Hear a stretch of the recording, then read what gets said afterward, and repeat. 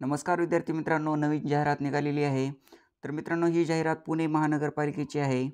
तर पुढे पहा मित्रांनो, काय म्हटलं आहे, भरती प्रक्रियेबाबत उमेदवारांसाठी सर्वसाधारण सूचना येथे दिलेल्या आहेत.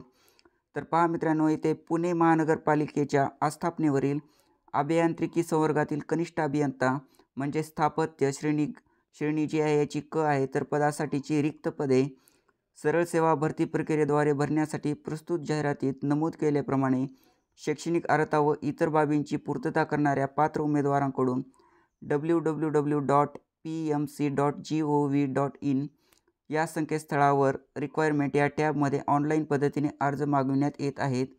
तर मित्रांनो, तुम्हाला येथे संकेतस्थळ दिलेलं आहे.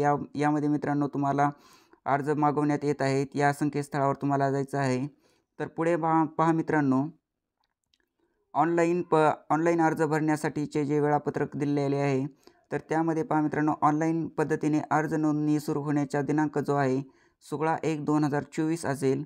तर ऑनलाईन पद्धतीने अर्ज सादर करण्याचा अंतिम दिनांक जो आहे तो 5/2/2024 असेल.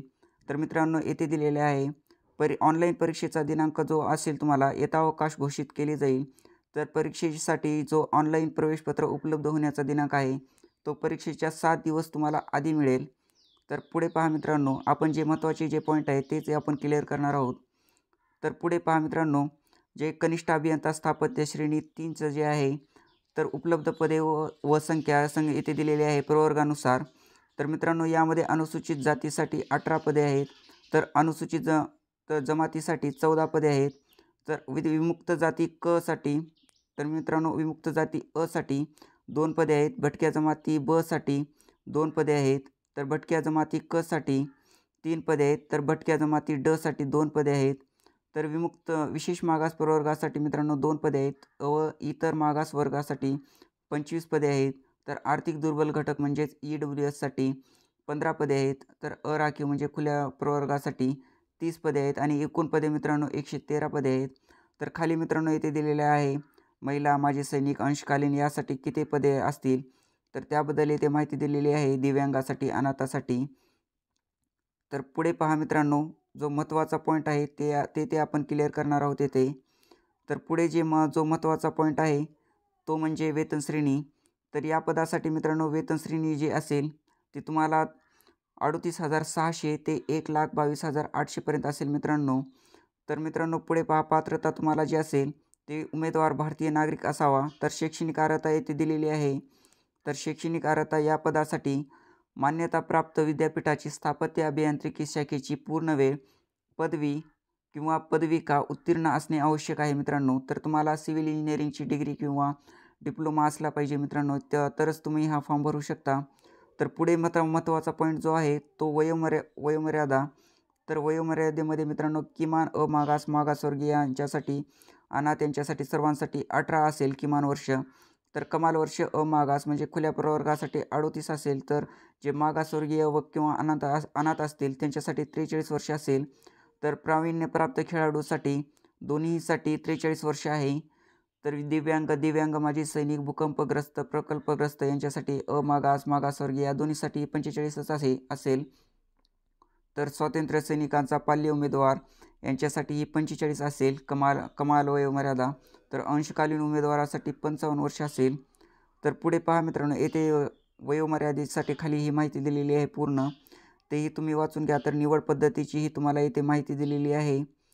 तर पुढे पहा मित्रांनो, जे महत्त्वाचे पॉईंट आहेत, तर समान गुण धारण करणाऱ्या उमेदवारांची प्राधान्य क्रमवारी खाली तुम्हाला माहिती पूर्ण दिलेली आहे त्याबद्दल. तर अर्ज अर्हता इत्यादी बाबत ही माहिती तुम्हाला दिलेली आहे.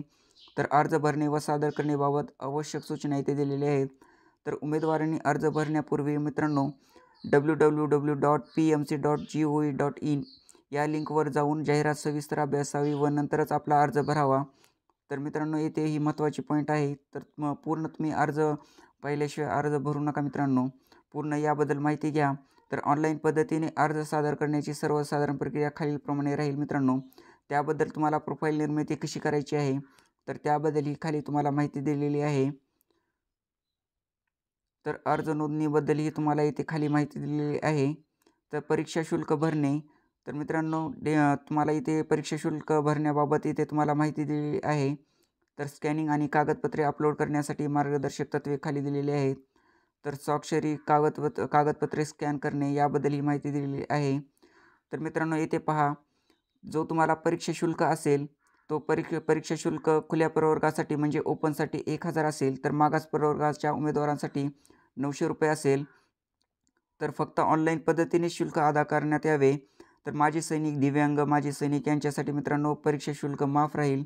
तर परीक्षा शुल्क भरण्याबाबतची ऑनलाईन चलनाची प्रत ऑनलाईन पद्धतीने केलेल्या अर्जाच्या परीक्षेसोबत कागदपत्रे तपासणीचे वेळी सादर करणे मित्रांनो आवश्यक राहील. हाही महत्त्वाचा पॉईंट तुम्ही वाचून घ्या. तर सर्वसाधारण सूचना खाली दिलेल्या आहेत. तर पुढे पहा मित्रांनो, जो तुम्हाला काही जो अभ्यासक्रम असेल म्हणजे परीक्षाची तुमची कशी होईल त्याचे स्वरूप येथे दिलेले आहे. तर परीक्षेचे स्वरूप तुम्हाला वस्तुनिष्ठ बहुपर्यायी असेल. तर मित्रांनो तुम्हाला मराठी, इंग्रजी, सामान्य ज्ञान, बौद्धिक चाचणी. तर मित्रांनो यासाठी तुम्हाला परीक्षेची संख्या 60 दिलेली आहे. तर मित्रांनो गुण तुम्हाला 120 असतील आणि वेळ तुम्हाला 2 तास असेल. तर अभियांत्रिकी विषयाशी संबंधित तुम्हाला जे प्रश्नसंख्या असेल ते 40 असेल आणि गुण तुम्हाला 80 असतील. तर पुढे पहा मित्रांनो, हे तुम्हाला कनिष्ठ अभियंतासाठी तुम्हाला दिलेलं आहे. विषय प्रश्नसंख्या कोणकोणते विषय असतील त्याबद्दल येथे माहिती दिलेली आहे. तर तुम्हाला दर्जा जो असेल तो उच्च माध्यमिक शालांत परीक्षेच्या दर्जा समान असेल म्हणजेच 12वी. तर अभियांत्रिकी विषयाशी संबंधित जो असेल तो त्याचा मित्रांनो दर्जा पदवी किंवा पदविका परीक्षेच्या दर्जा समान असेल आणि हा मित्रांनो तुम्हाला इंग्रजीमध्ये असेल. याचं माध्यम तुम्हाला इंग्रजीमध्ये असेल. अभियांत्रिकी जो विषय असेल त्याचा मित्रांनो. तर पुढे पहा मित्रांनो, जो महत्त्वाचा पॉईंट आहे तर ओळख पटविणे याबद्दलही तुम्हाला येथे माहिती दिलेली आहे. तेही तुम्ही पूर्ण वाचून घ्या. तर परीक्षेच्या वेळेत किंवा एकूण निवड प्रक्रियेदरम्यान जर उमेदवारांनी मित्रांनो अनुचित प्रकार करणे याबद्दल येथे माहिती दिलेली आहे. तर परीक्षा जे केंद्र असतील तर परीक्षा केंद्राबद्दल येथे माहिती दिलेली आहे. पूर्ण तुम्ही वाचून घ्या. तर मित्रांनो जे तुम्हाला कागदपत्र जे लागणार आहेत त्याबद्दल इथे माहिती दिलेली आहे. तर हे पूर्ण तुम्ही कागदपत्र बघा तुमच्याकडे आहेत का, नसतील तर तुम्ही काढून घ्या. तर मित्रांनो येथेही पहा तुम्ही प्रकल्पग्रस्त प्रमाणपत्र जर तुम्ही असेल तुमच्याकडं तेही तुम्हाला लागेल. भूकंपग्रस्त प्रमाणपत्र असेल तर तेही तुम्हाला लागेल.